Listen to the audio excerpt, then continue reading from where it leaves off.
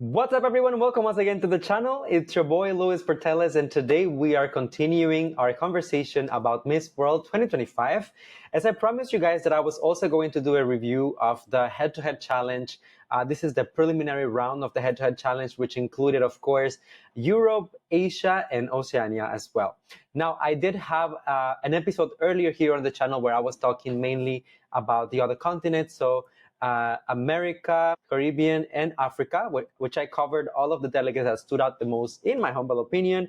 And this time around, we are going to do the same with the other continents. Now, before we get into this video and before I give you my picks and the ladies that stood out, in my opinion, I would like to remind everyone of my process whenever I do this, because we know that the head-to-head challenge is all about the presentation, like the communication skills, delegates that get to present themselves, as in like their stories and their background, but they also have to talk about their Beauty with a Purpose project, what they have been up to. So for me, yes, I do take those things into consideration, but then I also look at the communication skills, the confidence, the body language, the look, the outfit that they selected, the styling, everything matters to me. So whenever I'm picking all of these things, I'm looking at the best of the best, creme de la creme, and not just at the background or what they're presenting as a project. I think that Miss World can take on that. They can focus on that. I can focus on being a little bit more specific in terms of what I am selecting. All right.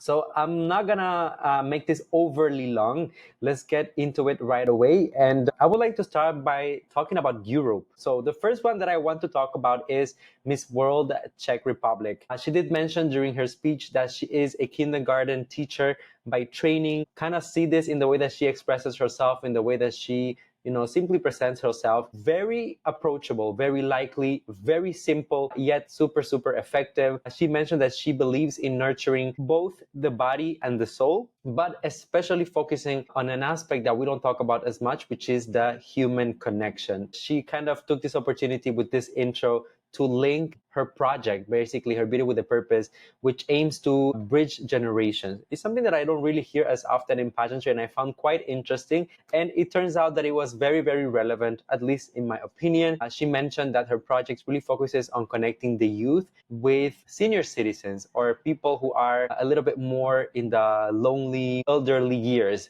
So I thought that was a very interesting approach, as sometimes, these people who are older, who might be like senior citizens, might not have a family, might not have children or grandkids that can visit them. So sometimes it can be a little bit lonely. And at the same time, the youth is also learning how to take care of them, how to learn from them, the value that these people can offer in our lives, because I believe that elderly people and senior citizens also have a role within a family, within society, although certain societies in the world don't really see it that way. That is personally my belief. The goal of this entire initiative, of course, is to foster joy, love, and interaction. So I thought that it was a very heartwarming head-to-head presentation. I like the way that she carried herself. Of course, I really have to commend her for honestly perfect energy, a very, very elegant look, very elevated. And I think that she remained composed even during the technical challenges, because if you watch her challenge, you saw there was a moment where there was an issue with the audio. Someone was like talking over her and whatnot. So she managed to carry herself perfectly all throughout. So very Miss World. That's all I can say about Miss Czech Republic. Now, let's move on to another delegate that I already got to talk about here on the channel during my early favorites video, and that is no other than Miss World France. This was another heavily sentimental presentation. If you guys watched my first episode when I was talking about Miss World Somalia, I feel like this was kind of a similar case for Miss World France. She started by just simply telling her story, which is quite sad, as at a very young age, she overcame a 9-inch tumor as a child. So this is an experience that is, traumatic for any child, for anyone, as a matter of fact, regardless of your age. Going through an operation and something related to a tumor or cancer is always traumatic. But she had to experience it as a minor, basically. And then she elaborated a little bit more, because up until now, I already knew this part of her story. I even mentioned it during my first video. But this time around, she elaborated a little bit more by saying that she lost an ovary because of this. And also a fallopian tube was also removed as a consequence of the tumor removal that she had to undergo, which simultaneously left a large scar that created insecurities for her. Obviously, at this point, she became clearly emotional, which prompted once again Julia Morley to go on stage to offer some moral support. The reigning Miss World also went on stage, and it was just like a nice thing to see everyone just come together, kind of relate to the struggle, what she's going through, and try to support her and uplift her through it. I liked that although the story was very sad and she was clearly moved, she didn't let emotions take the best of her, as she went more on an inspirational, positive, hopeful route by saying that this traumatic experience led her to want to make a change in the world and help others going through a similar situation. As she decided to become a nurse. So of course, a profession that affects and helps directly those going through similar conditions, not just with tumors but any other diseases. I felt that her emotion was raw, real, and deeply human. And I say this because sometimes after we saw the success of the presentation of Miss World Somalia, some other delegates might try to pull a similar stunt, in order to get Julia's sympathy or something like that. For Miss France, I felt like it was genuine, which is the most important thing. So overall, I think that she managed to present a beautiful presentation, a strong personal connection to the delegates, to the organization, and by all means, she definitely made an impact. All right. Let's talk about the next one, and that is Miss World Ireland, who started her whole conversation by talking about how grateful and grounded she feels, and not just for the fact that she is there, present in India for Miss World 2025, but also for her title, for the opportunities that she has had in life so far. And then she ventured a little bit more into her story by saying that at a very young age, her mom was diagnosed with breast cancer, which again is a very timely thing, especially at Miss World, as this is one of the advocacies that the international organization, is focusing on going forward, at least for this year. So the fact that she has a link to that and that she can speak about it so openly, I do think it's an advantage. She later on proceeded to say that she was raised by her grandparents, and through all of the struggles, through all of the hardships that she had to overcome, she found consolation in education. Of course, as a kid going through so many different things, you have to channel your energy, focus on something to kind of distract yourself from everything that is going on around you. And she found that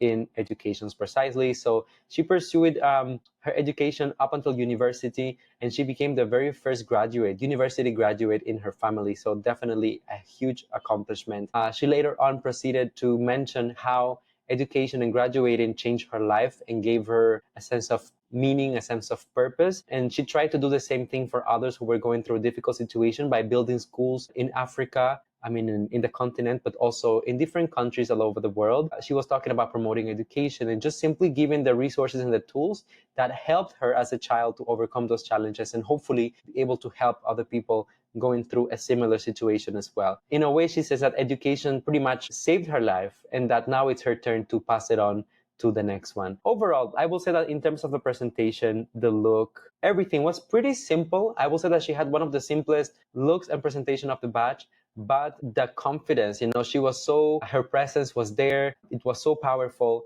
She was just simply full of conviction. And to me, that gave her an edge over some of the other delegates at this point. So congratulations, Miss Ireland. Let's move on now to the last delegate that I wanted to highlight within the European continent, and that is Miss World Spain. So Miss World Spain started by talking, she mentioned that she used to do like this public speaking engagement. So she will go on and like speak in front of like large audiences. And this was her whole thing, right? So apparently she was very experienced at it. She's very good at it. And then one day she was taken aback when, after finishing a speaking engagement, she got the opportunity to see a woman who was in the crowd and approached her, and she realized that the woman was deaf. So she couldn't hear what she was explaining. And at the time, she didn't have any knowledge, any resources to really communicate with the woman, which made her realize that basically there's a huge gap of communication between people. Perhaps if you are deaf or if you had some limitations, you are not able to exist in society equally, especially in terms of accessing the same information or simply being understood. This prompted her to create her foundation, or her Beauty with a Purpose cause project, which is called Sign Language to the World. And now basically the story that she was telling is that the project is all about bridging the communication gaps for the deaf community. I thought this is a very impactful cause.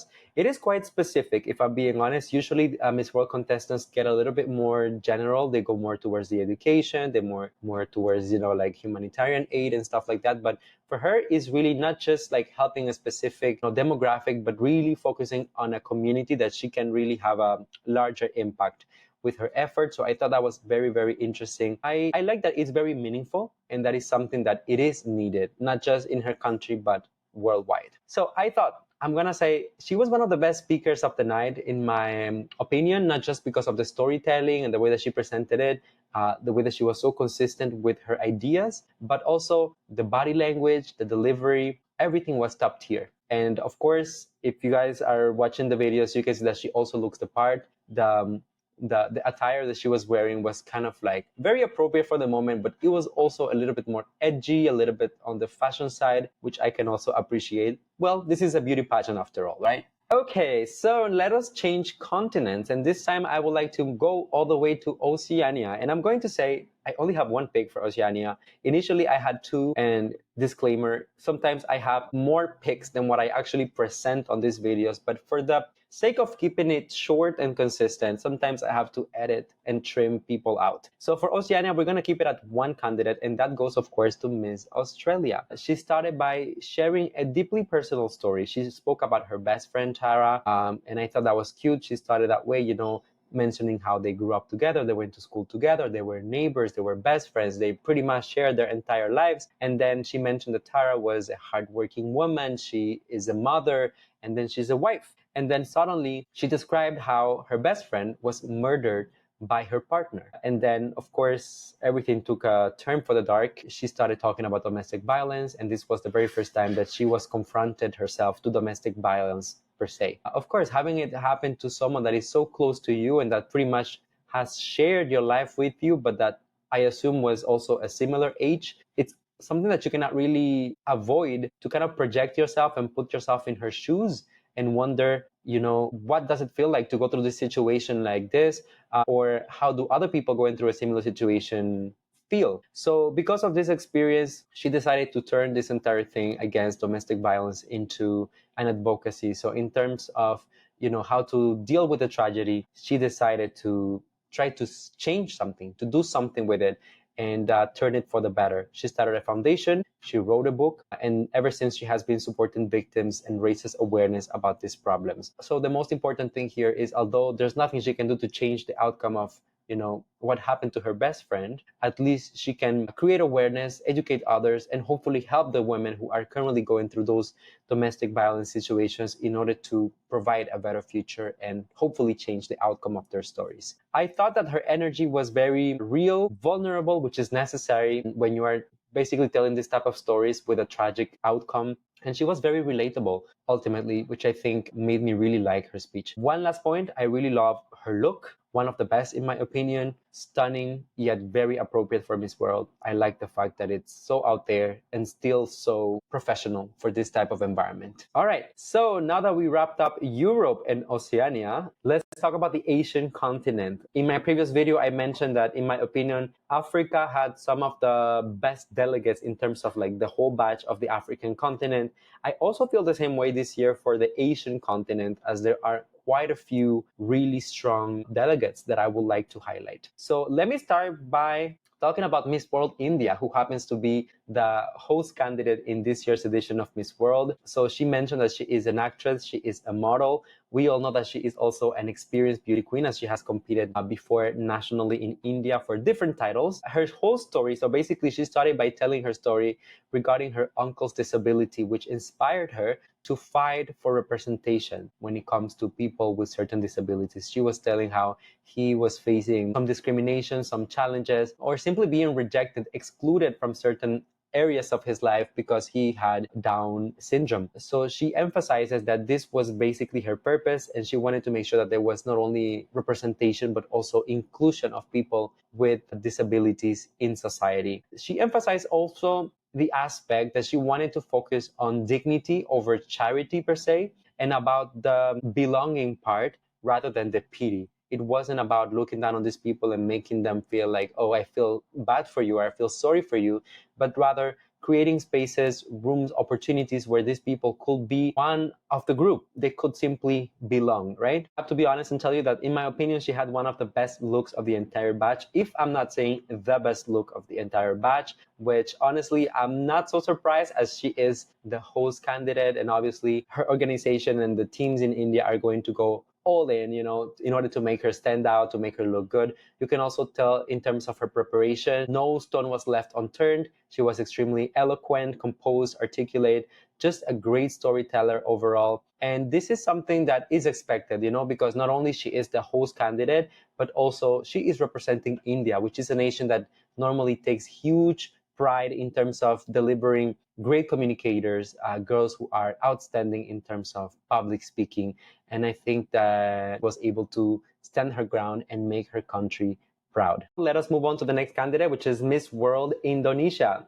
I thought Miss Indonesia was honestly like a very refreshing surprise, as I have been keeping an eye on a couple of her posts and the things that have been shared of her on the Miss World social media pages. However, this is kind of my first opportunity to really dig deeper into her story, hear her really speak, see her in motion, and what she has to offer. So she started her whole speech by mentioning that she is so grateful for one thing in her life, and that is her privilege. And by privilege, what she meant was, of course, the access to quality education, being able to play the piano, for having a supportive family, more precisely for having a very hardworking father.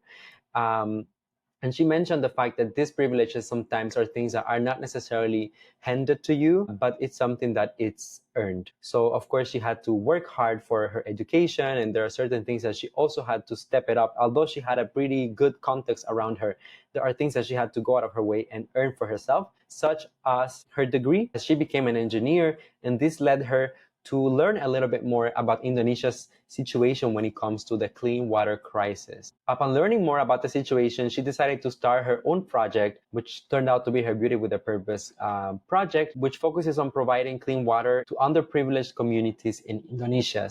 I found her presentation very efficient, straight to the point, and honestly very informative as well, as personally, I have been following pageants for years, and a lot of different girls from different countries, they talk about different issues in their countries.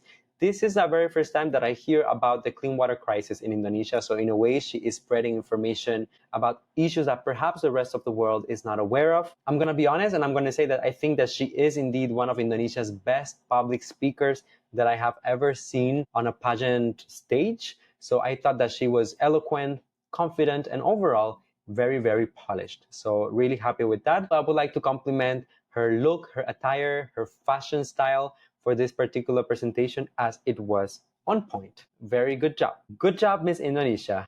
Up next, let us talk about Miss World Lebanon. Miss Lebanon went straight into it by talking about being a licensed clinical psychologist in Lebanon, and not only being this her profession, but she also has become nowadays a national ambassador for mental health in the country. So already you can see that this is a person who has a huge platform in the country, who has an influential position where she is able to collaborate with different ministries and organizations within the country, but also someone who had basically walked the walk and managed to graduate within a field that is directly connected to what she's preaching. We all know, of course, although she didn't mention it in this particular speech, that she is also a former Miss Universe Lebanon, although it wasn't really mentioned here because of course, the conflict of different pageants, you can tell that there is a certain experience, confidence, and just the calmness that you get after being on the pageant rodeo for a while. She focused a little bit more on Lebanon's collective trauma due to the conflicts and the recent crisis that the country has been facing. So not just in terms of natural disasters or catastrophes, but also financial crisis and a lot of different areas, but more precisely focusing on the mental health and how they perceive themselves long term. For this, as I mentioned, since she's a national ambassador, she has been able to collaborate with the World Health Organization as well as the UNESCO, not only to create programs that could help the people nationwide, but also focusing on creating accessible content that the people can use in order to find support or to simply change their situation, such as accessible content as videos, podcast episodes, in order to make a change within the country. Her look was purely Miss World, very professional, polished, very poised. And as I said earlier, she simply owned that stage. The experience really shows in this particular challenge. Now let us talk about Miss World Philippines. Of course, Krishna Gravides. We've been following her. Personally, I have been following her for the longest time out of all of these delegates. And I have a couple of thoughts about her presentation. So first of all, Krishna started by mentioning that she is a breadwinner, the eldest daughter of her family. She is a fur mom to 8 dogs, which honestly, how do they even do it? But she's a fur mommy apparently, and she discovered singing as self-expression through church. So these are some of the key informations that she mentioned during the head-to-head challenge. At first, to introduce herself, to just give a better idea of who she is, her background, and how people can perceive her. She then proceeded to mention something that it is well known here in the Philippines, and it's the fact that she grew up in poverty, basically in a community that is not necessarily privileged. So from a very young age, Krishna had to fight for herself. She has to make ways for herself in order to earn, in order to support her dreams, her career, but also to support her family. As she mentioned earlier, she is indeed the breadwinner of her family. During her introduction video that was released a couple of weeks ago, she does mention that she had to become a young entrepreneur, finding things to sell online or just funding small businesses that she could, get creative with in order to earn money and somehow create a better future for herself and for her loved ones. It was really through all of this resilience and just throwing things at the wall to see what sticks that Krishna ended up eventually kind of making it. I mean, if you look at her and the person that she has become in today's pageant scene here in the country, Krishna is a very loved, respected, and overall appreciated beauty queen. So I think that in a way, all of her hard work, her resilience, her perseverance has been able to open most definitely some doors for her. Now, she got a little bit more into her dreams by saying that she dreams of, at this point in her life, continue studying and eventually become a civil engineer. She did mention that as a child, she had to change homes very often because the family couldn't afford the rent or because there were some other issues. So by becoming a civil engineer, she would like to restore the family house and make sure that they have a stable, steady place where they can all live and that is comfortable for the family standards. And which also reflects where they are now in life. And of course, the purpose of this entire presentation is to share not only her story, but also her project and what she has been doing. Krishna mentioned that she has been focusing through her foundation, her organization, to create safe spaces for children where they can go, they can dream, they can play, they can be inspired, and they can stay away from the pressure and the challenges of work and labor as a child, which unfortunately it is a reality in certain parts of the Philippines. By creating these little moments and just giving them the space that they need in order to think of a better future, have access to certain resources, certain tools, some support, hopefully she will be able to change their situation or at least change their mentality, let them see that there is an option, that there is a way that through hard work and resilience, they could potentially in the future change their situation and the situation of their family, just like Krishna was able to do it. So overall, I thought it was very inspiring. She spoke out of her own experience. I'm going to say that Krishna's look was perfectly her. It was appropriate for the head-to-head challenge and Miss World, but it was also a little bit spicier as she was showing, some skin with the shoulders and everything. So I'm glad to see that she didn't compromise her little edge for the sake of, just fitting the mold of Miss World. She looked like a quintessential Filipina. Beautiful, long hair, morena skin, just exuding beauty and confidence. I'm also going to praise Krishna before I move on to the next candidate. When it comes to her confidence on stage, she kept it casual, so it wasn't overly complex. Honestly, wasn't needed as she was just simply telling her story. And I also would like to point out that her communication skills have improved drastically since her last competition. I do see that there has been improvement. So congratulations to Krishna and to the entire team. All right, so there are 2 more delegates that I would like to talk about from the Asian continent. And the next delegate is, of course, Miss World Sri Lanka. Honestly, this has been one of the most refreshing surprises of the entire batch. So Miss World Sri Lanka mentioned that she does hold a bachelor degree in international relations and that eventually she would like to pursue her education with a master's degree as well. In terms of her storytelling, she focused on highlighting Sri Lanka's hardships in the past in terms of the country, the financial crisis, the challenges through COVID, different situations that for whatever reason have marked and challenged the country and its people. but she also really focused on the resilience of the people from Sri Lanka, which I thought it was such a beautiful thing to mention as well. Now, she got a little bit more specific by mentioning that she comes from the first kingdom of Sri Lanka, implying that there is underrepresentation of people from this area on international stages, even going as far as mentioning that perhaps some people within her country were surprised that someone from this region would represent Sri Lanka on an international stage. I'm not so sure why this is. Maybe you guys can educate me in the comment section down below. Is she referring to like social classes or maybe like a caste system?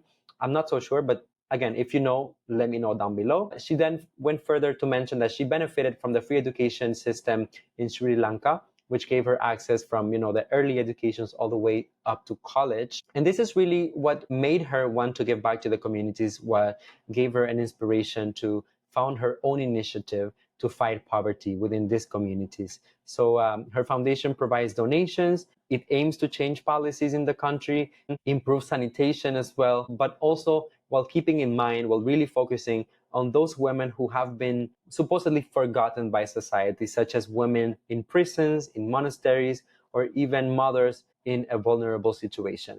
So I really like the fact that she is taking basically, she acknowledges the privilege that she has, not only to be able to represent Sri Lanka on an international stage, the fact that someone from her kingdom was able to move away from the stereotype and really prove everyone that, hey, I've been working hard for this and that I can do it. Even if some people think that I cannot, I have what it takes.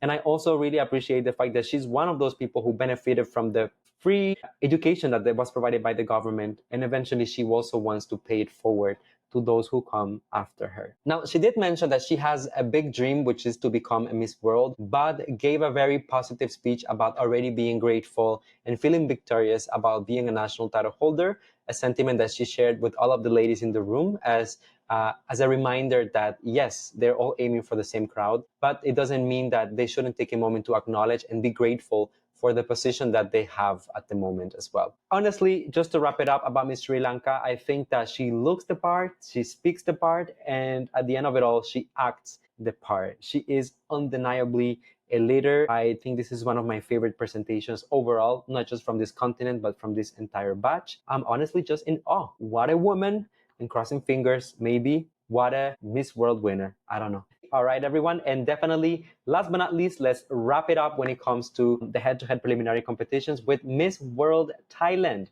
Opal, of course, gave us so much to talk about even before she arrived at Miss World. And this time around, with the head-to-head challenge, she is giving us a reason to talk about for all of the right reasons. So Opal started by talking about her advocacy, which is breast cancer awareness, which is again very much aligned with the Miss World organization's mission, at least for this year, as they are partnering with philanthropists and people in India who are within this field more precisely. So I think that it's an interesting proposal for Opal to be on the same page as the international organization. She went ahead to tell a little bit of her story by being a survivor of a benign breast tumor as a teen. So obviously going through such an experience, similar to the case of Miss France that I was talking about earlier, this is a traumatic experience, especially for a child. And obviously, although Opal was able to overcome this and recover fully from this experience, the fear, the emotions, the uncertainty, just the overall trauma stays with you for life. So this is something that you cannot really take away at any point in your life. It will be with you until the day that you die. Later, when Opal started to build a name for herself and having a little bit more of a visible position in Thailand, especially after competing at Miss Universe Thailand, she had access to more influential people that she could have certain conversations with. And one of the things that she was able to find out is that people within impoverished communities, especially women, they tend to have a higher death rate, not because of something physical or their anatomy, but rather because in the places that they live, in the conditions that they live in, sometimes the help just doesn't make it on time. Sometimes the help doesn't make it at all. So this is why she decided to work hard in order to make a change. Opal mentioned that she has partnered with the Minister of Public Health in Thailand. She has partnered with public hospitals as well to create awareness and educate people on how to prevent and how to take care of themselves, as well as with the Breast Cancer Institute of Thailand. So she's a woman that has been putting in the work at a very influential level in the country by working with government level institutions that can really make a change in the long term. Overall, I think that Opal carried herself so well in this particular round. I saw a couple of comments of people complaining that it was a little bit too simple, that it was this and that. Honestly, if you look at it, I mean, from the look to the way that she carried herself, Opal was giving me like first lady energy. It wasn't exaggerated. It was calm, poised, soft, feminine, diplomatic, serene. And those are all things that we can normally associate to a Miss World. So I'm not implying by any means that this is enough for Nepal to win Miss World, but I do think that this is a step in the right direction. Overall, this was clear, precise, effective, with a very good delivery. And even if it was simple, yes, it worked. So congratulations, Miss World Thailand. So that concludes my standouts for the European, Oceania, and Asia regions as well. This is a wrap up when it comes to the preliminary part, as the first episode already covered the other continents. Let me know down below, who are the standouts in your opinion? Who are you rooting for? Are there any delegates that I left out that you would like me to look into a little bit more? I think that Miss World has already published their outcome, but as I told you, I have my own criteria for this thing, so I didn't necessarily rely on what they published. So feel free to go and compare and add your 2 cents down below. If you enjoyed this, drop a like and subscribe, and I will see you soon with a live reaction of the finals of the head-to-head challenge. As you know, just reviewing it like this is not as interactive, but I think we can have a reaction for the top 20 finalists. So stay tuned for that. Thank you for watching, guys, and I will see you on the next one. Bye now.